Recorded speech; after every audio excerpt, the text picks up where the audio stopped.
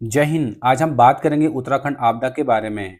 वो धरती जिसे देवभूमि कहा जाता है, लेकिन आए दिन यहाँ भयानक आपदा देखने को मिलती हैं। पहाड़ों की खूबसूरती के पीछे छुपा एक खतरनाक सच, भूस्खलन, बादल फटना, बाढ़ और ग्लेशियर टूटना। आखिर क्यों बार बार उत्तराखंड ऐसी तबाही झेलता है और हम इसे क्या क्या सीख सकते हैं, चलिए डिटेल में समझते हैं। पहले तो हम ये समझते हैं कि बार बार उत्तराखंड में आपदा क्यों आ रही है, क्यों हर बार उत्तराखंड में इतनी आफत बरस रही है। तो दोस्तों, उत्तराखंड हिमालय क्षेत्र में बसा है। यहाँ की भौगोलिक स्थिति बेहद ही नाजुक है। पहला है भूस्खलन क्षेत्र। ढलानों पर मिट्टी और चट्टानें बहुत ढीली हैं।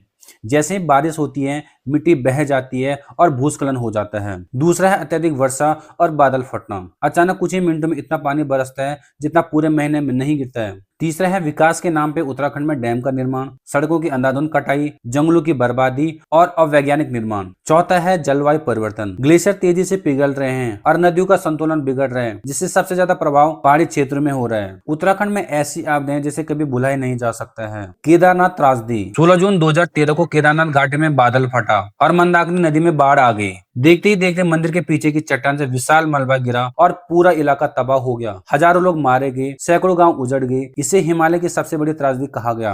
2019 से 21 में जोशीमठ, चमोली और तपोवन ग्लेशियर टूटने और भूस्खलन से बिजली परियोजना प्रभावित हुई, जिससे सैकड़ों मजदूर फंस गए। धराली आपदा। दोस्तों, उत्तराखंड त्रासदी की बात करें तो धराली की आपदा को भूलना मुश्किल है। यहाँ भारी बारिश और भूस्खलन के कारण भयानक तबाही मची थी। नदी में अचानक पानी और मलबे का स्तर बढ़ने से गांव का बड़ा हिस्सा बह गया। कई घर जमींदोज हो गए, सेब के बागान तबाह हो गए। लोगों को अपनी जिंदगी बचाने के लिए गांव छोड़ना पड़ा। धराली की ये घटना में याद दिलाती है कि उत्तराखंड में सिर्फ बड़ी बड़ी आपदाएं नहीं, बल्कि छोटे छोटे गांव भी हर साल प्रकृति के प्रकोप का शिकार होते हैं। उत्तराखंड की राजधानी देहरादून भी बादल फटने की घटना से अछूती नहीं रही। यहाँ कई बार अचानक तेज बारिश और बादल फटने से तबाही मची। कुछ ही मिनटों में इतना पानी बरसता है कि नाले और छोटे नदियां उफान पर आ जाती हैं। लोगों के घरों में पानी घुस जाता है और गांव के गांव बाढ़ जैसी स्थिति से जूझते हैं। किसानों की फसलें नष्ट हो जाती हैं और जनजीवन पूरी तरह अस्त व्यस्त हो जाता है।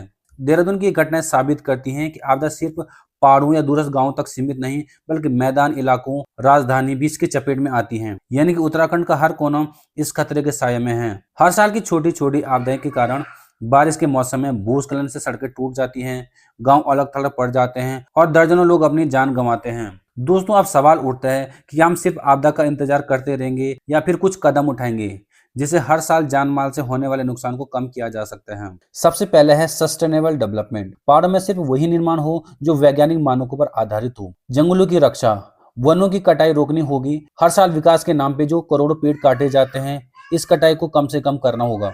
अर्ली वार्निंग, बादल फटने, बाढ़ और भूस्खलन के समय पर चेतावनी मिले। हमें एक ऐसा सिस्टम की जरूरत है जिससे लोगों को पहले ही वार्निंग मिल जाए और लोग सुरक्षित स्थानों पर चले जाएं। जागरूकता, स्थानीय लोगों को प्रशिक्षित किया जाए कि आपदा के समय कैसे बचा जाए। पर्यावरण संरक्षण, हमें सिर्फ विकास नहीं बल्कि संतुलित विकास चाहिए। यानी यहाँ आपदा एक घटना नहीं बल्कि लगातार होने वाली प्रक्रिया है। आपको क्या लगता है, सरकार और जनता मिलकर इस खतरे को कम कर सकती है या नहीं? कमेंट में अपनी राय जरूर दीजिए और वीडियो अच्छा लगे तो लाइक, शेयर और चैनल को सब्सक्राइब करना मत भूलिए। धन्यवाद।